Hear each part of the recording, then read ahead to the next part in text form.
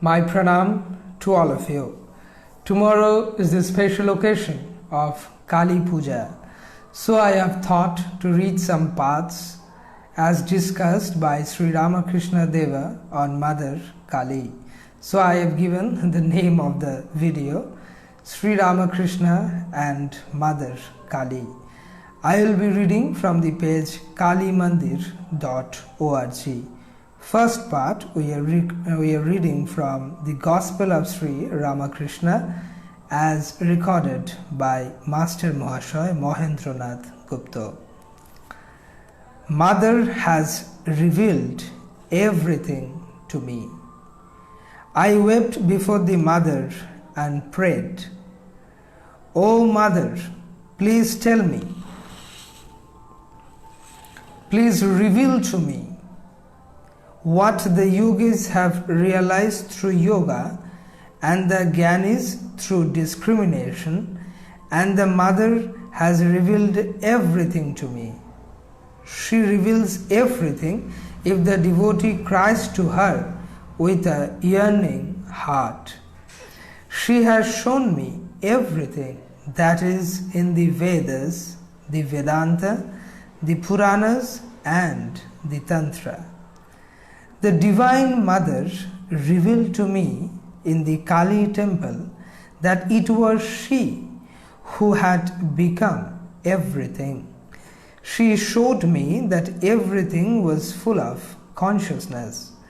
The image was consciousness, the water was consciousness, the altar was consciousness, the water vessels were consciousness, the doorsill was consciousness, the marble floor was consciousness, all was consciousness.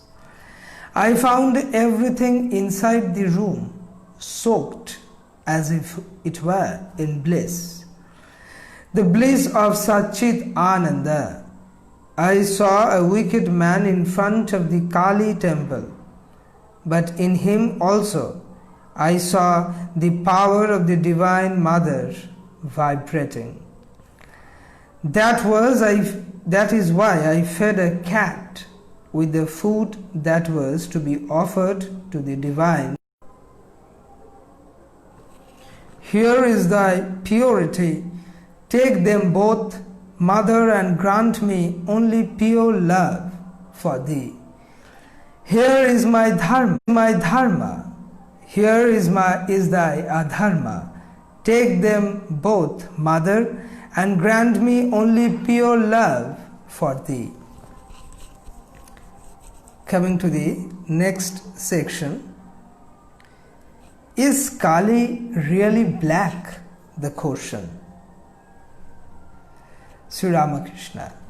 You see her as black because you are far away from God. Go near and you will find her devoid of all color.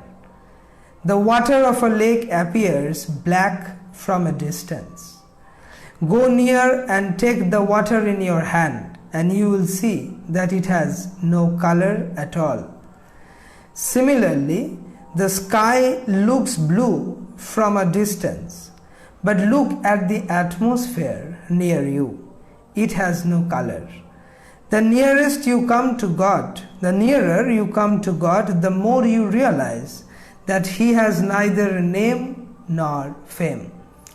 If you move away from the Divine Mother, you will find her blue like the grass flower. Is Shama male or female? A man once saw the image of the Divine Mother wearing a sacred thread. He said to the worshipper, "What? You have put the sacred thread around the Mother's neck?" The worshipper said, "Brother, I see that you have truly known the Mother, but I have not yet been able to find out whether she is male or female. That is why I put the sacred thread on her image." Brahman and Shakti. That which is Shama is also Brahman. That which has form, again, is without form. That which has attributes, again, has no attributes. Brahman is Shakti, Shakti is Brahman. They are not two. These are only two aspects, male and female, of the same reality, existence, knowledge, bliss, absolute. Purusha and Prakriti, whatever you perceive in the universe, is the outcome of this union. Take the image of Shiva and Kali. Kali stands on the bosom of Shiva. Shiva lies on the ground like a corpse. Prakriti performs all her activities in conjunction with Purusha. Thus she creates, preserves and destroys. That is also the meaning of the conjoined images of Radha and Krishna. On account of that union, again, the images are slightly inclined to each other. To denote this union, Sri Krishna wears a pearl in his nose, Radha a blue stone in hers. Radha has a fair complexion, bright as the pearl. Sri Krishna is blue. For this reason, Radha wears the blue stone. Further, Krishna's apparel is yellow and Radha's blue. Who is the best devotee of God? It is he who sees after the realization of Brahman that God alone has become all living beings, the universe, and the 24 cosmic principles. One must discriminate at first, saying, not this, and reach the roof. After that, one realizes that the steps are made of the same materials as the roof, namely brick, lime, and brick dust. The devotee realizes that it is Brahman alone that has become all these living beings, the universe, and so on. That which is Brahman is verily Shakti. I address that again as the mother. I call it Brahman when it is inactive, and Shakti when it creates, preserves, and destroys. It is like water, sometimes still and sometimes covered with waves. That which is the real is also called Brahman. It has another name, Kala, time. There is a saying, O brother, how many things come into being in time and disappear in time. That which sports with Kala is called Kali. She is the primal energy. Kala and Kali, Brahman and Shakti are indivisible. He who is Brahman is the Adya Shakti, the primal energy. When inactive, he is called Brahman, the Purusha. He is called Shakti or Prakriti when engaged in creation, preservation, and destruction. These are the two aspects of reality, Purusha and Prakriti. He who is the Purusha is also Prakriti. Both are the embodiment of bliss. If you are aware of the male principle, you cannot ignore the female principle. He who is aware of the father must also think of the mother. He who knows darkness also knows light. He who knows night also knows day. He who knows happiness also knows misery.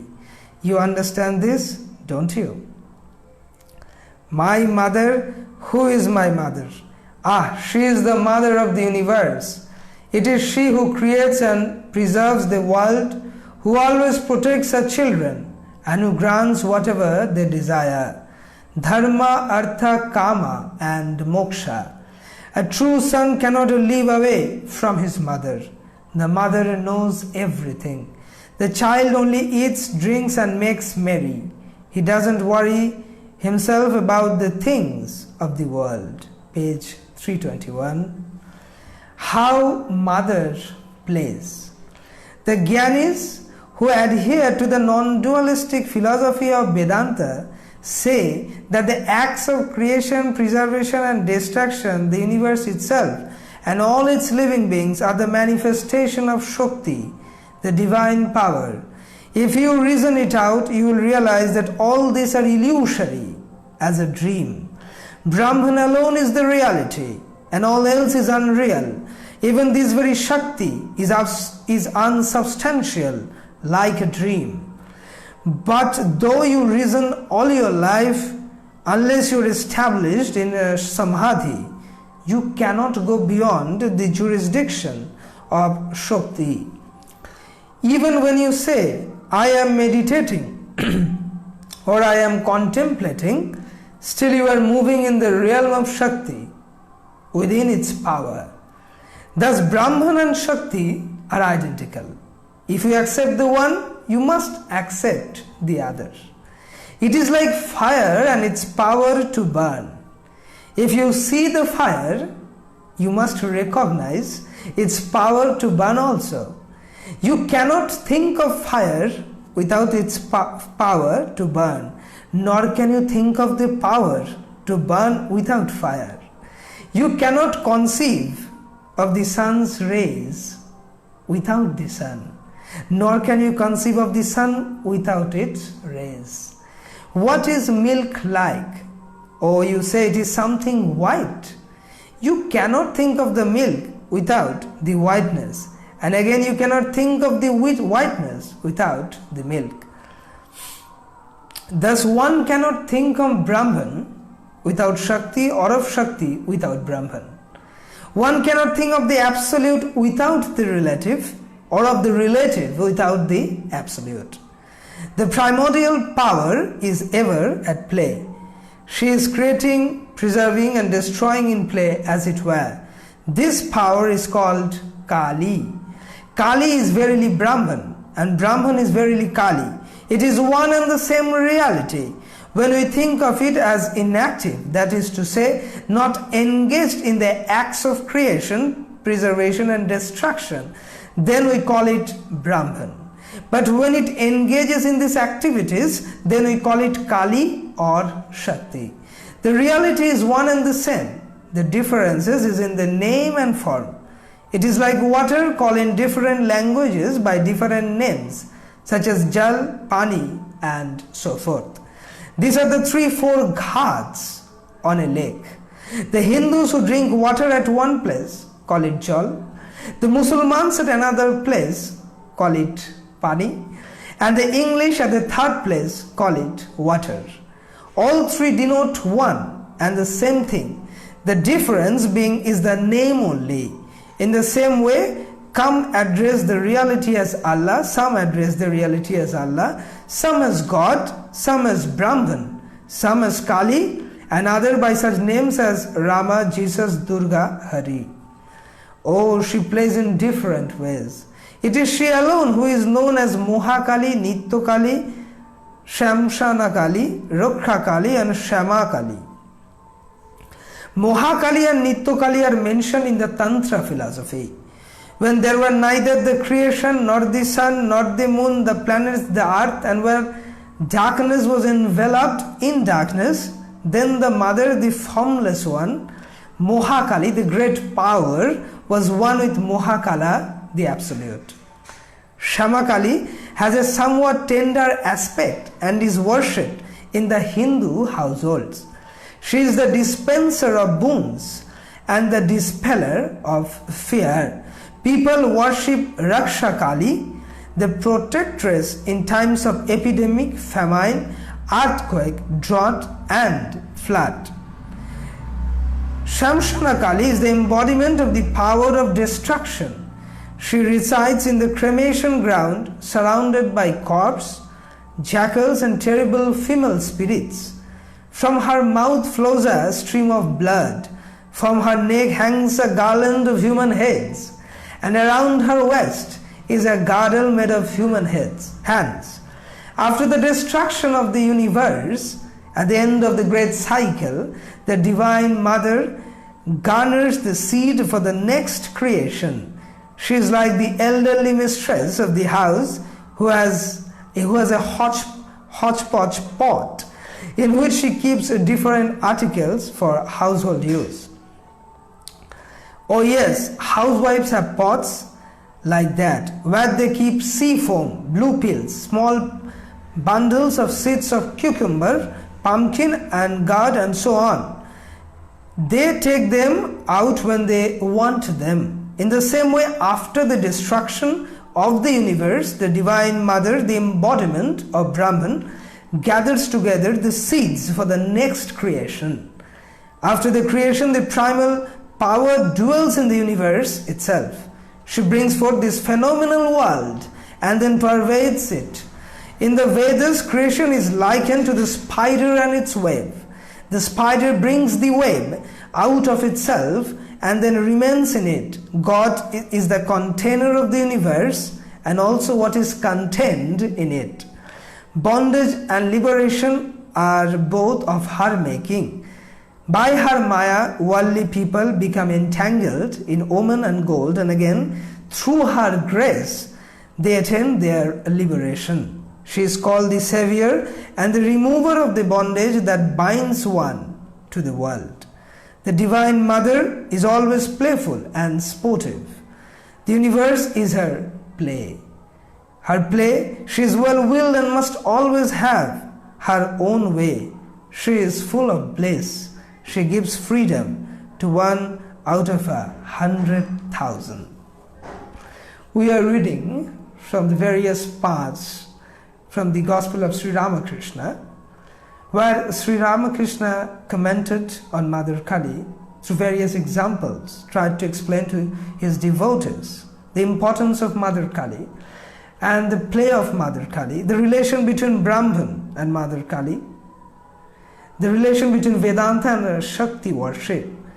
And they are not two different paths, but the same paths leading to the same goal. How Sri Ramakrishna beautifully explained through his beautiful explanations. He also explained the mystery of the creation today we saw. Tomorrow is Kali Puja.